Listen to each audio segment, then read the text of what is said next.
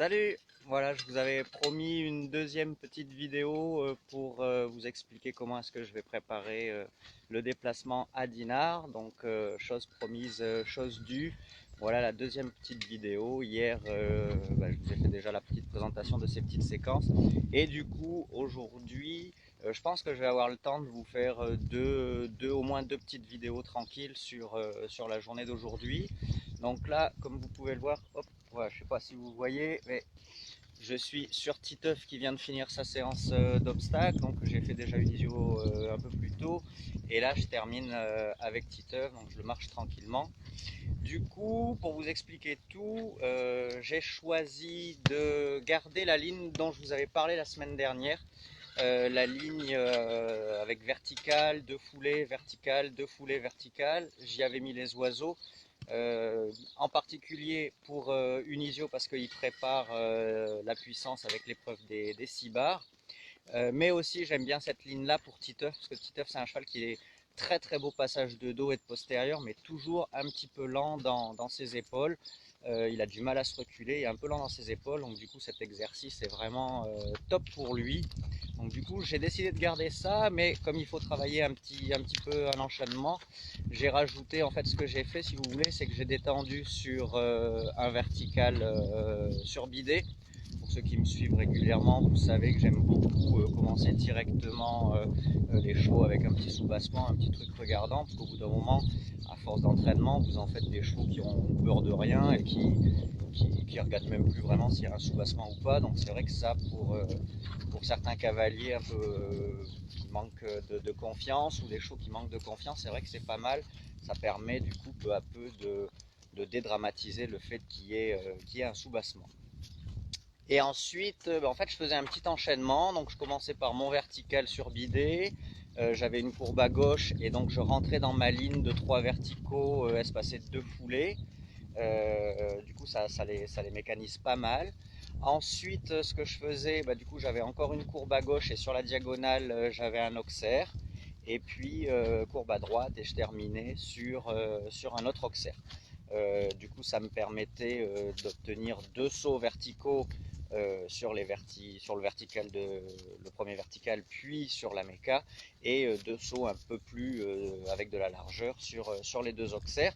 Et du coup, comme j'ai fait cet enchaînement 3 fois, je les remettais à chaque fois sur des sauts verticaux en repartant, et ensuite un petit peu plus en allant. Donc voilà un peu ce que j'ai fait. Donc Unisio a très bien sauté comme à son habitude. Il a touché, ouais, il a touché aucune barre. De toute manière, c'est extrêmement rare qu'il touche. Et du coup, donc lui, ce que j'ai fait, j'ai pas voulu trop pousser pour pas être trop gourmand. Donc je me suis limité. J'ai fait parcours une fois après la détente, si vous voulez. J'ai fait parcours 1m10, parcours 1m20. Enfin, parcours, il y avait 4 obstacles. Hein. Parcours 1m20 et parcours 1m30. Mais sur la dernière ligne, enfin sur la méca, sur le dernier de la méca, j'ai poussé un peu jusqu'à 1m50 pour qu'il puisse quand même préparer correctement la puissance et pas être surpris samedi par la hauteur des obstacles qui sortent un peu de ce qu'il a l'habitude de faire en épreuve. Et donc voilà, donc là du coup, après ça, je l'ai mis un peu au marcheur pour qu'il souffle. Et du coup, regardez, je pense que vous allez pouvoir le voir, l'apercevoir au moins. Voilà, je sais pas si on le voit. Voilà, hop. Donc là, il est tranquille, en train de manger de l'herbe. Du coup, il se repose un peu. Comme vous pouvez le constater, regardez, hop, autour de moi. Voilà, il fait un beau soleil normand aujourd'hui.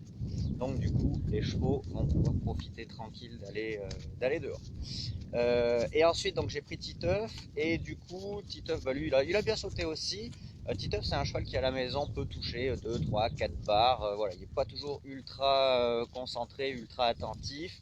Et du coup, cette ligne-là de méca a quand même bien aidé à monter ses épaules et du coup à être plus dynamique dans son geste de devant.